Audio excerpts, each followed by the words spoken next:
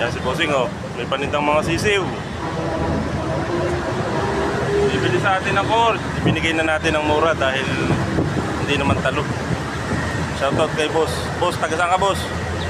Antilarya ka siya. Ay, kabayan! Ako'y tayabas. Antiabas niya.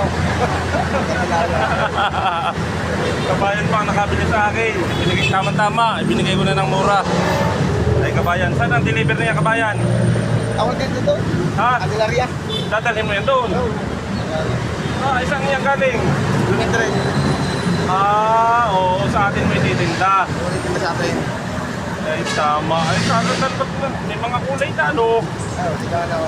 Magkano binta mo ng isa niyan? Ang ganyan. 40 lang siya lang ang bitang sa akin. Ah, magaganda, no?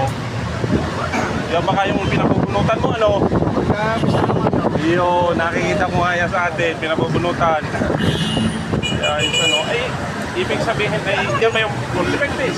Hindi, broiler to. Ah, broiler. Yan pala yung lalaki, ano? Ha? Kalayaw? Eh, ako kabayan na yung naupa din sa Kamuning. Ah, diyan ako. Buwanan ako nauwi. Dati doon natin na kayo. Ha? Dati doon kayo tinda. Oo. Kaya, totoo ako yung naglalakad. Ay, problema yan ng init. Ay, kung tayo ma-heat stroke, delikado. Hirap. Kaya, oo. Magandang trip mo. At yan ka nasasakay, ano? Jackliner. Ilang piraso yung kabayan? 250. Ay, marami. Malaki-laki yung halaga rin, ano? Hindi yan, walang namamatay sa biyahe. Ayun. Hindi ko alas 3 ako biyahe. Oo, para malamig. Pag biyahe ko ngayon, mainit pa. O, bisik-bisikan mo kaya, ano, bago mo isagay. Pag hindi na ako alas 3 sa terminal. Oo, siya nga. Tama. Ingat kabayan. Kabayan, no?